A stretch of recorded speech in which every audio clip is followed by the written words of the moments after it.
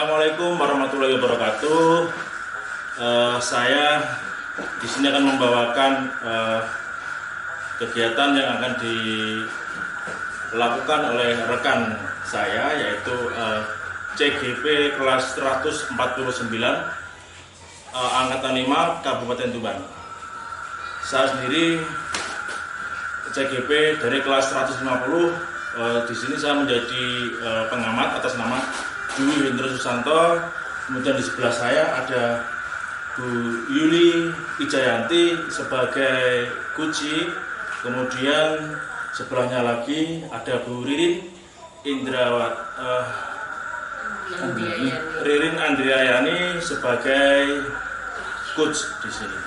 Baik, sebelum mereka berdua melakukan praktek kucing, saya akan menjelaskan terlebih dahulu mengenai kompetensi inti yang akan diterapkan di dalam praktek kucing kali ini. Yang pertama adalah presence, yaitu adalah kehadiran penuh.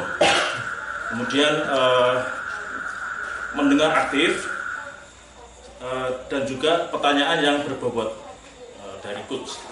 Baik, demikian kompetensi inti yang akan diterapkan dalam praktek kucing kali ini. Silahkan kepada Ibu Yuli serta Bu Ririn untuk melakukan praktek kucing kali ini. Waktu dipersilakan. Terima kasih, Tandra. Selamat siang, Bu Ririn. Selamat siang, Bu Yuli. Bu Ririn kelihatannya makin nyantai ini ya? Iya. Ada yang bisa saya bantu? Oke, kalau Bu Ririn ada waktu, saya ingin sharing dengan Bu Ririn untuk meluapkan atau menghilangkan sedikit kegalauan saya, Bu. Bu Yuli lagi galau? Iya, Bu. Iya, yang membantu Bu Yuli galau apa? Ini loh, Bu, akhir-akhir ini saya sering menjumpai siswa-siswi itu terlambat. Dan yang terlambat itu siswa-siswi itu aja. Seperti itu, Bu. Padahal sudah diingatkan, sudah disekor, kok masih saja seperti itu. Terus yang kedua itu tentang siswa-siswi baik putra maupun putri itu tidak menggunakan alas kaki ketika menuju musola untuk melakukan sholat berjamaah. Itu, Bu, kegalauan saya. Oke. Berarti tujuannya Bu Yuli ini menghadiri saya pengen sharing dua hal ya yang tadi sudah saya tangkap. Yang pertama terkait dengan adanya beberapa siswa yang tingkat kedisiplinannya rendah. Ada siswa tadi yang sudah Bu Yuli sampaikan, ada siswa yang terlambat berulang-ulang gitu. Jadi setiap hari ya itu saja yang terlambat begitu ya Bu Yuli ya. Betul. Kemudian yang kedua terkait dengan adanya peserta didik yang memiliki motivasi rendah untuk menggunakan alas kaki ketika datang ke musola gitu ya Bu Yuli ya. Iya, begitu, Bu Ririn. Oke, di sini saya bisa menangkap dari yang sudah Bu Yuli sampaikan. Kira-kira Bu Yuli di sini ada kesempatan enggak untuk memperbaiki itu? Gini, Bu, dari kasus keterlambatan siswa ini, saya ingin memberikan skor kepada mereka supaya mereka itu merasa bahwa mereka itu harus berubah. Kenapa? Karena skor nanti itu akan diakumulasi sehingga menyebabkan atau menjadi pertimbangan untuk kenaikan kelas. Begitu juga dengan siswa-siswi yang tidak memakai alas kaki ketika pergi ke musola, seperti itu.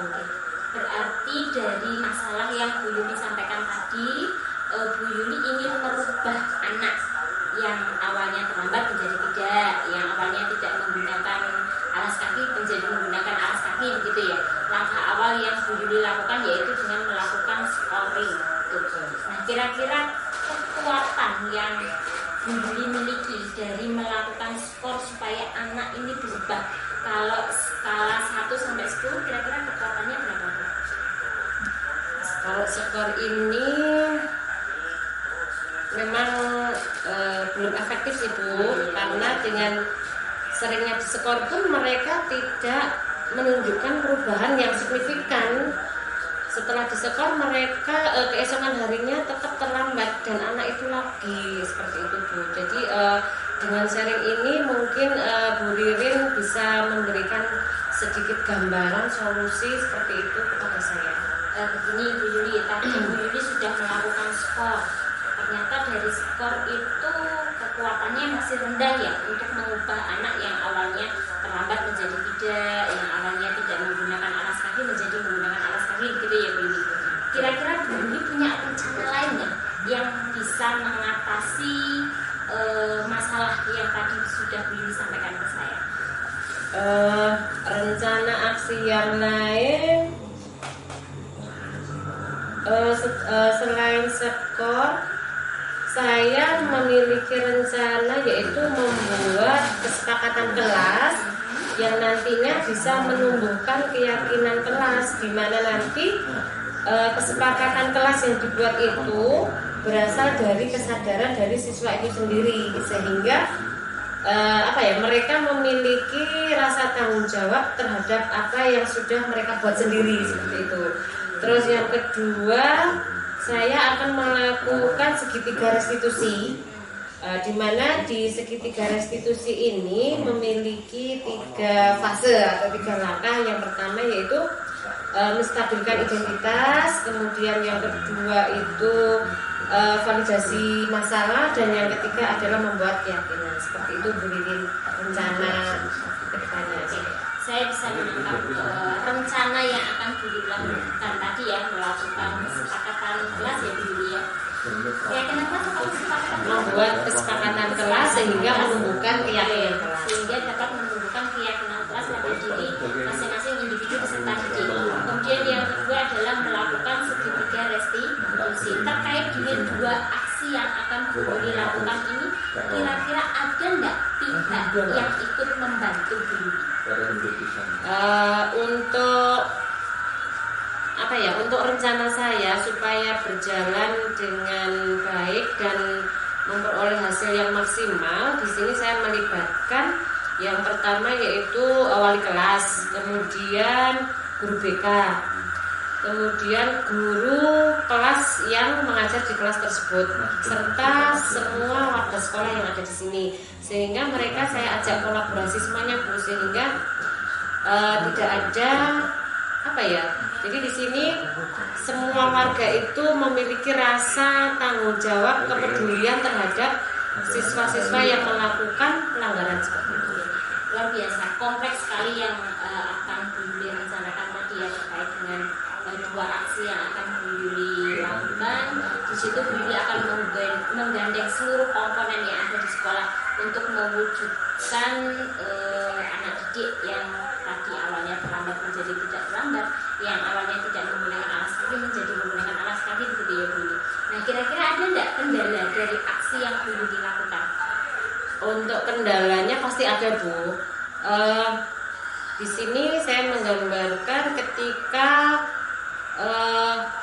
dalam pembuatan kesepakatan kelas ada 1-2 siswa yang belum memiliki kesadaran, belum memiliki motivasi intrinsik.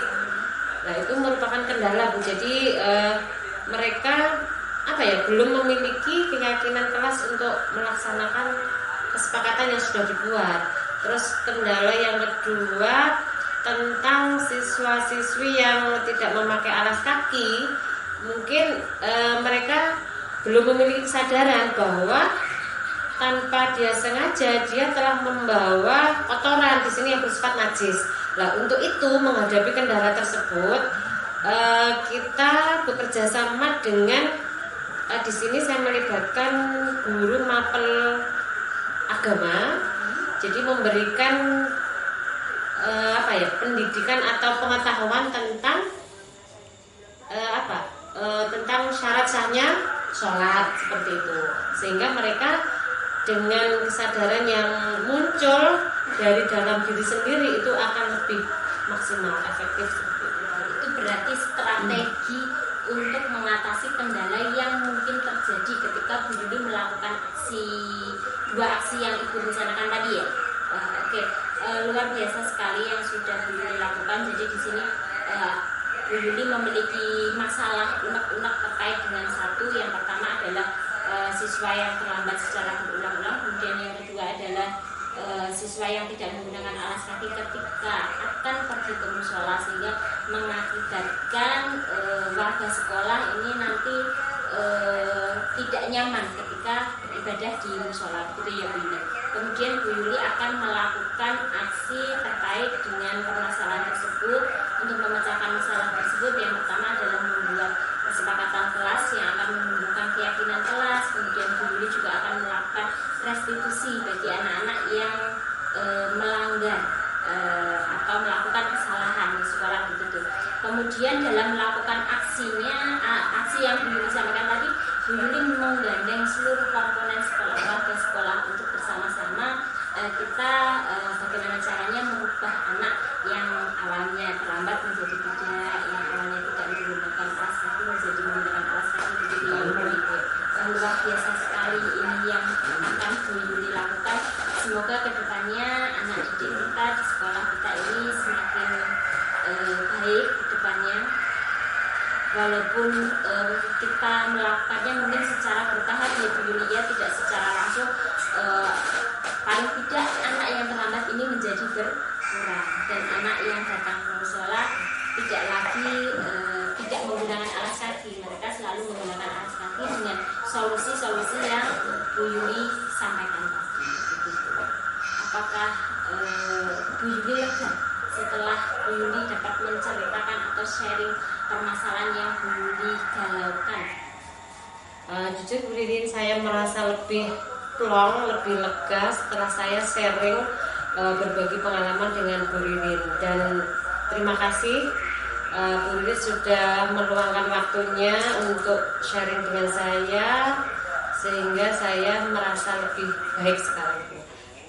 Tingkat kegalauannya sudah berkurang banyak. Oke, sama-sama Bu Yuli. Semoga kedepannya kita dan anak-anak kita bisa menjadi lebih baik lagi. Amin.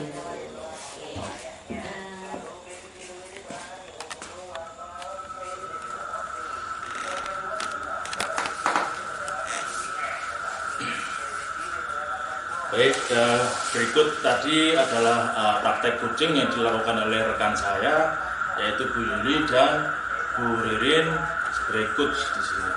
Dan saya mengamati dari tadi sudah menerapkan kompetensi yang diharapkan dari praktek coaching tersebut, yaitu ada presence, kehadiran penuh tadi ya, kemudian mendengar aktif.